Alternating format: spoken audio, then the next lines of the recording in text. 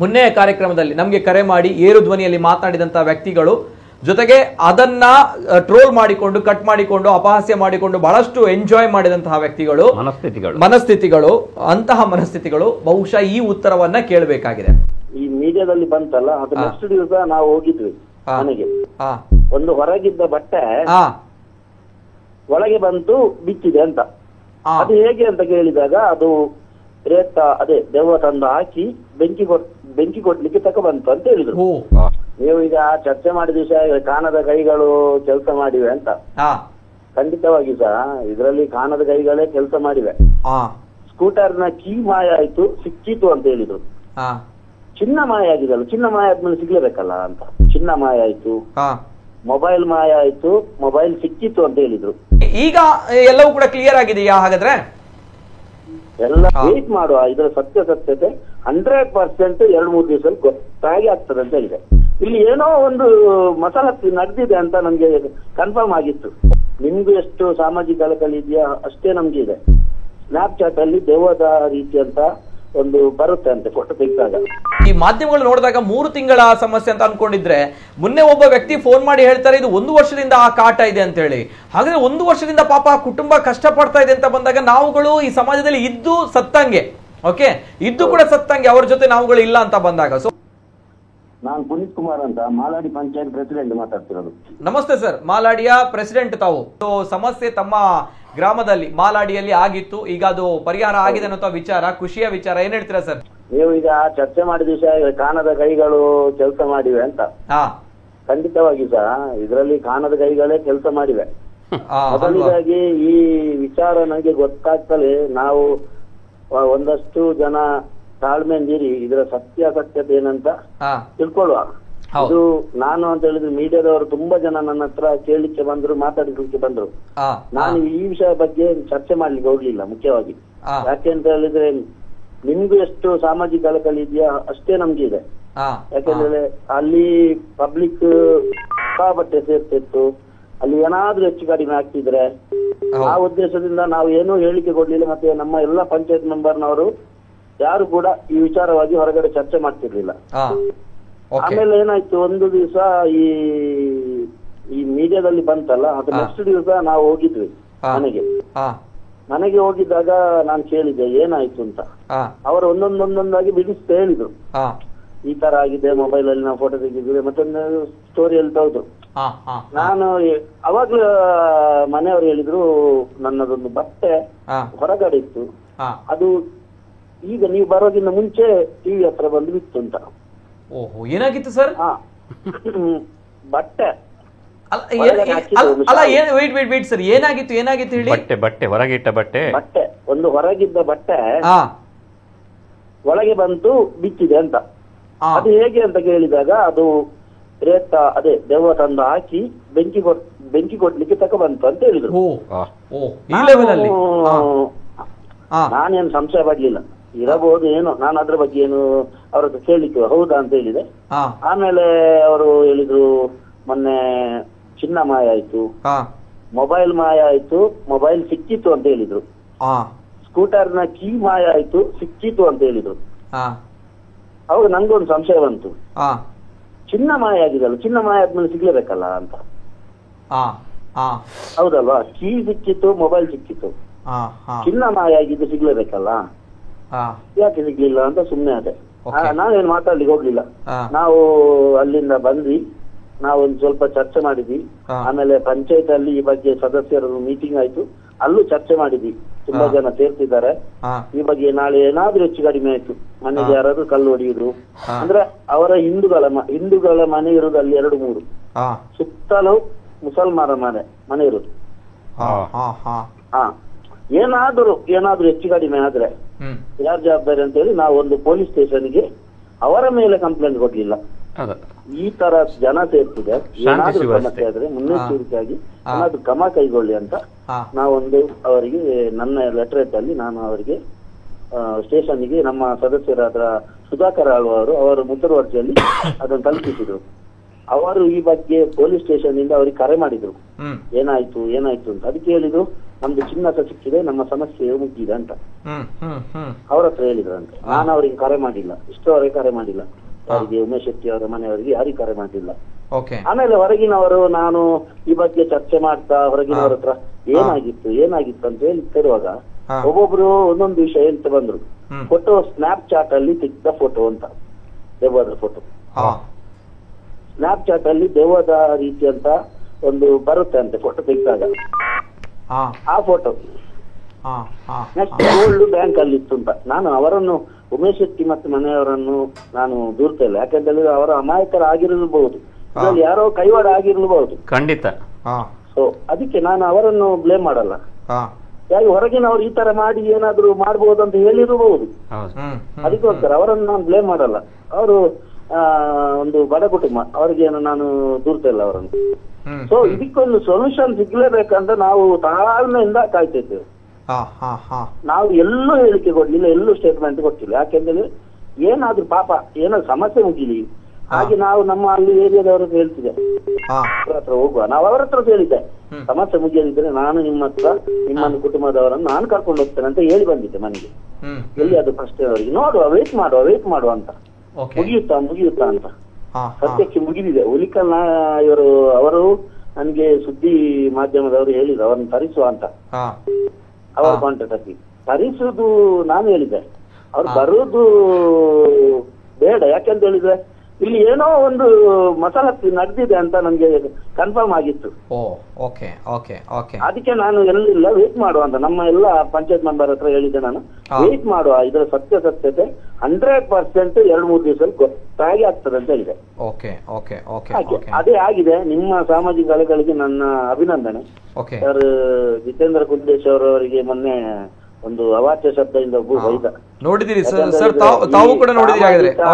ಸಾಮಾಜಿಕ ಕೆಲಸ ಮಾಡುವಾಗ ನಮ್ಗೆ ಬೈಗುಳ ಇದೆಲ್ಲ ಇದ್ದದ್ದಲ್ಲ ಸರ್. ಖಂಡಿತವಾಗ್ಲು ನೀವು ಸತ್ಯ ಶೋಧನೆಯನ್ನು ಮಾಡಿದಿರ, ಅದಕ್ಕೆ ನಾನು ಅಭಿನಂದನೆ ಸಲ್ಲಿಸ್ತೇನೆ. ಅದಕ್ಕೆ ನಿತಿನ್ ಅವರು ನಿಮ್ಮ ಎಲ್ಲ ಚಾನೆಲ್ ನವರಿಗೆ ಅಭಿನಂದನೆ. ಯಾಕಂತ ಹೇಳಿದ್ರೆ ಈ ತರ ಎಲ್ಲೂ ಆಗ್ಬಾರ್ದು. ನೆಗೆಟಿವ್ ಎನರ್ಜಿ ಪಾಸಿಟಿವ್ ಎನರ್ಜಿ 100% ಇದೆ, ಅದನ್ನ ಆದ್ರೆ ಇದ್ರ ನಡುವಲ್ಲಿ ಈ ತರ ಮಿಸ್ಗೈಡ್ ಮಾಡಿ ಜನ ಸೇರಿಸ್ಕೊಂಡು ಎಲ್ಲರ ಕೆಲಸ ಹಾಳು, ಎಲ್ಲರ ಕೆಲಸ ಹಾಳು. ಯಾಕಂದ್ರೆ ಈಗ ಟೈಮ್ ಇಸ್ ವೆರಿ ಇಂಪಾರ್ಟೆಂಟ್. ಎಲ್ಲ ನೀವು ಬರ್ಬೇಕು ಅಲ್ಲಿ ಸಮಯ ಮಾಡಿಕೊಂಡು ಇನ್ನೇನು ನ್ಯೂಸ್ ಇದೆ ಅಂತ ಅಲ್ವಾ. ಹತ್ಯೆ ಆಗಿದ್ರೆ ಅವರದ್ದು ಸಮಸ್ಯೆ ಆಗಿದ್ರೆ ನಿಜವಾಗ್ಲೂ ಬಗೆಹರಿಸಿದ್ರೆ ನಮ್ಗೆ ಸಂತೋಷ. ಇದರಲ್ಲಿ 100% 99% ಸುಳ್ಳಿತ್ತು ಅಲ್ವಾ. 99% ಸುಳ್ಳಿತ್ತು ಅಂತ ಹೇಳಿ ಬ್ಲೇಮ್ ಮಾಡಲ್ಲ. ಸರ್ ನಾನು ಪುನೀತ್ ಸರ್, ನೀವು ಮಾಲಾಡಿ ಪಂಚಾಯತ್ ಅಧ್ಯಕ್ಷರಲ್ಲ ಸರ್?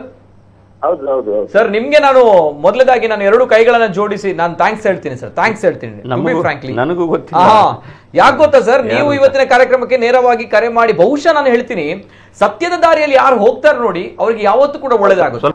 ನಾನು ಒಂದೇ ಹೇಳ್ತೀನಿ ಸರ್, ಎಷ್ಟು ಸತ್ಯದ ದಾರಿಯಲ್ಲಿ ಹೋದವರಿಗೆ ಯಾವತ್ತೂ ಕೂಡ ಸೋಲಾಗಲ್ಲ ಅನ್ನೋದು ನನಗೆ ಬಹುಶಃ ಈ ಘಟನೆಗಳನ್ನ ನೋಡಿದಾಗ ನನಗೆ ಆಗುತ್ತೆ. ಪ್ರತಿ ಬಾರಿ ಕೂಡ ನನಗೆ ಅಂತ ಎಕ್ಸ್ಪೀರಿಯನ್ಸ್ ಗಳು ಆಗಿದೆ. ಯಾಕಂದ್ರೆ ಸ್ವತಃ ತಾವೇ ಪಂಚಾಯತ್ ಅಧ್ಯಕ್ಷರೇ ಕರೆ ಮಾಡಿ ಈ ಸತ್ಯವನ್ನ ಹೇಳ್ತೀರಿ ಅಂತ ಬಂದಾಗ ನಿಮ್ಗಿಂತ ಬೆಟರ್ ದನ್ ದ್ಯಾಟ್ ಬಹುಶಃ ಈ ಒಂದು ವಿಚಾರದ ಬಗ್ಗೆ ಎಕ್ಸ್ಪ್ಲೇನ್ ಮಾಡುವವರು, ಸತ್ಯಾನ್ವೇಷಣೆ ಹೇಳುವವರು ಯಾರಿಲ್ಲ ಅಂತ ನನಗೆ ಭಾವನೆ. ಯಾಕಂದ್ರೆ ತಾವು ಅಲ್ಲಿಯ ಪಂಚಾಯತ್ ಅಧ್ಯಕ್ಷರು, ಆ ಘಟನೆಯನ್ನ ನೋಡಿದ್ದೀರಿ, ಆ ಮನೆಗೆ ಹೋಗಿದ್ದೀರಿ, ಅವ್ರ ಜೊತೆ ಮಾತಾಡಿದ್ದೀರಿ, ಆ ಒಂದು ಪರಿಸ್ಥಿತಿ ಏನಿದೆ, ಜೊತೆಗೆ ಅಲ್ಲಿಯ ಪರಿಸರ ಯಾವ ರೀತಿ ಇದೆ, ಜೊತೆಗೆ ಅಲ್ಲಿ ವಾಸ್ತವ ಸತ್ಯ ಏನು, ಏನೆಲ್ಲ ಅಲ್ಲಿ ಆಗಿದೆ, ಏನೆಲ್ಲ ಆಗ್ತಾ ಇದೆ, ಯಾವ ಕಾರಣ ಇದೆ ಎಲ್ಲವೂ ಕೂಡ ತಮ್ಗೆ ಗೊತ್ತಿದೆ. ಸೊ ಹಾಗಿದ್ದಾಗ ತಾವೇ ನೇರವಾಗಿ ನಾವುಗಳು ಕರೆ ಮಾಡದೆ, ನಿಮ್ಮ ನಂಬರ್ ಅನ್ನ ನಾವುಗಳು ಸರ್ಚ್ ಮಾಡದೆ ತಾವೇ ನೇರವಾಗಿ ಕರೆ ಮಾಡಿ ನಮ್ಗಳಿಗೆ ಈ ಸತ್ಯವನ್ನ ಹೇಳ್ತೀರಿ ಅಂತ ಬಂದಾಗ sir, and thank you so much ತಮ್ಗೆ. ಅಂಡ್ ದೇವರ ಮೇಲೆ ನಂಬಿಕೆ ನನ್ಗೆ ಬಹಳಷ್ಟು ಜಾಸ್ತಿ ಆಯ್ತು ಬಹುಶಃ ಈ ಒಂದು ತಮ್ಮ ಕರೆಯಿಂದ. And sir thank you once again. And Puneeth sir ಹೇಳಿ ಸರ್. ಮನೆಯವರಿಗೆ ಒಳ್ಳೇದಾಗಬೇಕು ಅಲ್ವಾ? ಅಷ್ಟೇ ಸರ್, ಅಷ್ಟೇ ಪುನೀತ್ ಸರ್. ಅವರಿಗೆ ಮಿಸ್ಗೈಡ್ ಮಾಡಿದಾರೋ ಇಲ್ಲೋ ಗೊತ್ತಿಲ್ಲ, ಬಟ್ ಅವರಿಗೆ ಏನ್ ತೊಂದರೆ ಆಗ್ಬಾರ್ದು. ಏನೋ ದೈವತ್ತು, ನಾವೊಂದು ದೈವ ದೇವರ ನಂಬುವವರು ಎಲ್ರು. ಆ ದೈವದ್ದು ಏನೋ ಸಮಸ್ಯೆ ಇದೆ ಅಂತ ನಾನು ಕೇಳಲ್ಪಟ್ಟೆ. ಅದು ಖಂಡಿತವಾಗ್ಲೂ ಅವರಿಗೆಲ್ಲದು ಪರಿಹಾರ ಆಗಿದೆ. ಆಗಿದೆ ಅಂತ ಅನಿಸುತ್ತೆ. ಆಗಿಲ್ಲಾದ್ರೂ ನಾನು ಅವರಿಗೆ ಸಹಾಯ ಮಾಡಲು ನಾ ಬದ್ದನಿದ್ದೇನೆ ಅಲ್ವಾ ಅವರಿಗೆ. ನಿಜ ಅಲ್ವಾ, ನಿಜ, 100ಕ್ಕೆ 100 ಸರ್. ಅಧ್ಯಕ್ಷರಾಗಿ ತಮ್ಮ ಒಂದು ಕರ್ತವ್ಯದಿಂದ ತಾವು ನುಣುಚಿಕೊಳ್ಳಲಿಲ್ಲ, ತಾವೇ ನೇರವಾಗಿ ಕರೆ ಮಾಡಿ ಸತ್ಯವನ್ನ ನಮ್ಮ ಜನತೆಗೆ ತಿಳಿಸಿದ್ದೀರಿ. ಅಂಡ್ ಒಂದು ವಿಚಾರ ಸರ್, ಇನ್ನೂ ಕೂಡ ಕೆಲವು ಜನರಿಗೆ ಒಂದು ಕ್ಲಾರಿಟಿ ಬೇಕಾಗಿದೆ. ಅಂದ್ರೆ ಆ ಫೋಟೋ ಹರಿದಾಡ್ತಾ ಇತ್ತಲ್ಲ, ಪ್ರಥಮವಾಗಿರುವಂತಹ ಫೋಟೋ ಹರಿದಾಡ್ತಾ ಇತ್ತು, ಅಂದ್ರೆ ದೆವ್ವದ ಫೋಟೋ ಅನ್ನುವಂಥದ್ದು, ಅದು ಯಾರು ತೆಗ್ದದ್ದು, ಜೊತೆಗೆ ಹೇಗೆ ಅದು ವೈರಲ್ ಆಯ್ತು? ಮೀಡಿಯಾಕ್ಕೆ ಕಳಿಸಿದ್ಯಾ? ಅದರಲ್ಲಿ ಯಾರು ತೆಗ್ದಿದ್ರು ಅಂತ ನನಗೆ ಇನ್ನೂ ಸಹ ವಿಚಾರ ಗೊತ್ತಾಗಿಲ್ಲ. ಬಟ್ ಅದು ಸ್ನ್ಯಾಪ್ ಚಾಟ್ ಅಲ್ಲಿ ತೆಗ್ದಿದ್ದು ಅಂತ ವಿಚಾರ ಗೊತ್ತಾಯ್ತು. ಓಕೆ, ಸ್ನ್ಯಾಪ್ ಚಾಟ್ ಅಲ್ಲಿ ಫೋಟೋ ತೆಗೆದ್ರೆ ಮುಖದಲ್ಲಿ ಅದು ಅದು ಇದು ಬರ್ತ ಅಂತ ನನಗೆ ವಿಚಾರ ಹೇಳಿದ್ರು. ನಾನು ಅದ್ರ ಬಗ್ಗೆ ತುಂಬಾ ಜನರ ಹತ್ರ ಕೇಳಿದೆ, ಹೌದು ಬರುತ್ತೆ ಅಂತ ಹೇಳಿದ್ರು. ಸ್ನ್ಯಾಪ್ ಚಾಟ್ ಅಲ್ಲಿ ತೆಗ್ದಿರುವಂತ ಫೋಟೋ ಅದು ಹಾಗಾದ್ರೆ? ಫೋಟೋ. ಮತ್ತೆ ಅದು ಯಾರು ತೆಗ್ದಂತ ಗೊತ್ತಿಲ್ವಾ ಸರ್? ಇಲ್ಲ ನಮ್ಗೆ ಗೊತ್ತಿಲ್ಲ ಅದು ಯಾರು ತೆಗ್ದಿದ್ದು ಅಂತ ಗೊತ್ತಿಲ್ಲ. ನಾನು ಅವ್ರ ಮನೆಯವ್ರ ಹತ್ರ ಕೇಳೂ ಇಲ್ಲ. ಓಕೆ, ಮತ್ತೆ ಹಾಗಾದ್ರೆ ನಿಮ್ಗೆ ಒಂದು ಕನ್ಸರ್ನ್ ಇರ್ತದಲ್ಲ ಸರ್, ಯಾಕಂದ್ರೆ ಆ ಮನೆಯಲ್ಲಿ ಸರಿಯಾದಂತ ಒಂದು ಚಿತ್ರ ಅನ್ನುವಂಥದ್ದು, ಆ ಬಗ್ಗೆ ಎಂಕ್ವೈರಿ ಮಾಡಿಲ್ವಾ ತಾವುಗಳು ಗ್ರಾಮದಲ್ಲಿ? ಇಲ್ಲ ಸರ್, ನಾನು ಹೇಳಿದಲ್ಲ ಸರ್, ನಾನು ಅವರ ಮನೆಯವರ ಹತ್ರ ನಾನು ಕೇಳಲಿಕ್ಕೆ ಹೋಗಿಲ್ಲ, ಮಾತಾಡಿಸ್ಲಿಕ್ಕೆ ಜಾಸ್ತಿ ಹೋಗಿಲ್ಲ. ಅಂದ್ರೆ ಇವರಿಗೆ ಕನ್ಫರ್ಮ್ ಆಗಿದೆ, ಅದನ್ನು ಕೆದಕಿ ಮತ್ತಷ್ಟು ಸಮಸ್ಯೆ ಇದು ಹಾಳು ಮಾಡೋದು ಬೇಡ, ಅಲ್ಲಿಗೆ ಮುಗಿಸಿ ಬಿಡುವ ಅಂತ. ಅರ್ಥ ಆಯ್ತು. ನಾನು ಯಾಕೆ ಈ ಪ್ರಶ್ನೆಯನ್ನ ಎಲ್ರು ಇಬ್ರು ಸಹ ಹುಡುಗಿಯರು ಮೈನರ್ಗಳು. ಓಕೆ ಸರಿ, ಅವರ ಜವಾಬ್ದಾರಿ ಸಹ ನಮಗೂ ಇದೆ. ಸರ್ ನಾವು ಅವ್ರು ಹೇಳಿದ್ರು ಉಳಿಕಲ್ ಅವರು, ಶಾಲೆಯಲ್ಲಿ ತೊಂದರೆ ಕೊಡ್ತಿದ್ದಾರೆ ಅಂತ. ನಾಳೆ ಶಾಲೆಯಲ್ಲಿ ಆದ್ರೂ ಯಾರೇ ಆದ್ರೂ ಅವರ ಮನೆಯವರಿಗೆ ಯಾರಾದ್ರೂ ತೊಂದರೆ ಕೊಟ್ರೆ ನಾವು ಸಹ ಸುಮ್ಮನೆ ಇಲ್ಲ ಸರ್, ನಾವುಗಳು ಕೂಡ ಇದ್ದೀವಿ ಅವರ ಮನೆಯವರ ಜೊತೆ ಇರ್ತೇವೆ. ಇಲ್ಲ ಸರ್, ನಾವುಗಳು ಕೂಡ ಇರ್ತೀವಿ. ಅಂತ ಯಾವುದೇ ರೀತಿಯ ಸಮಸ್ಯೆಗಳು ಆದ್ರೆ ನಾವುಗಳು ಅವರ ಜೊತೆಗೆ ಇರ್ತೀವಿ, ಸಮಸ್ಯೆ ಆಗ್ಬಾರ್ದು. ನಮ್ಮ ಉದ್ದೇಶ ಇದ್ದದಷ್ಟೇ. ಯಾಕಂದ್ರೆ ಯಾಕೆ ಗೊತ್ತಾ ಸರ್, ನಾವು ಈ ಮಾಧ್ಯಮಗಳು ನೋಡಿದಾಗ 3 ತಿಂಗಳ ಸಮಸ್ಯೆ ಅಂತ ಅನ್ಕೊಂಡಿದ್ರೆ, ಮೊನ್ನೆ ಒಬ್ಬ ವ್ಯಕ್ತಿ ಫೋನ್ ಮಾಡಿ ಹೇಳ್ತಾರೆ ಇದು 1 ವರ್ಷದಿಂದ ಆ ಕಾಟ ಇದೆ ಅಂತ ಹೇಳಿ. ಹಾಗಾದ್ರೆ 1 ವರ್ಷದಿಂದ ಪಾಪ ಕುಟುಂಬ ಕಷ್ಟ ಪಡ್ತಾ ಇದೆ ಅಂತ ಬಂದಾಗ ನಾವುಗಳು ಈ ಸಮಾಜದಲ್ಲಿ ಇದ್ದು ಸತ್ತಂಗೆ, ಓಕೆ, ಇದ್ದು ಕೂಡ ಸತ್ತಂಗೆ, ಅವ್ರ ಜೊತೆ ನಾವುಗಳು ಇಲ್ಲ ಅಂತ ಬಂದಾಗ, ಸೊ ಅದಕ್ಕೋಸ್ಕರ ನಮ್ಮ ಒಂದು ವಿಚಾರ ಇದ್ದದ್ದು, ನಮ್ಮ ಒಂದು ಕಾರ್ಯಕ್ರಮ ಇದ್ದದ್ದು. ಸೊ ಹಾಗಿದ್ದಾಗ ಆ ಮಕ್ಕಳ ಹಿಂದೆ ನಾವುಗಳಿದ್ದೀವಿ, ಯಾವುದೇ ರೀತಿಯ ಸಮಸ್ಯೆಗಳು ಬರಬಾರ್ದು ಆ ಒಂದು ಕುಟುಂಬಕ್ಕೂ ಕೂಡ.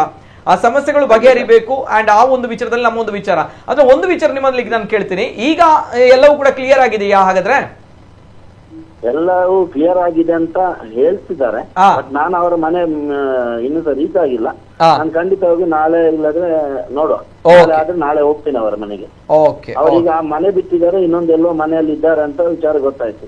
ಇಲ್ಲ, ಮತ್ತೆ ಮನೆಯಲ್ಲಿ ಇದ್ದಾರಂತೆ ಈಗ? ಗೊತ್ತಿಲ್ಲ. ನಾನು ಖಂಡಿತವಾಗಿ ನಾಳೆ ಹೋಗ್ತೀನಿ ಅವರ.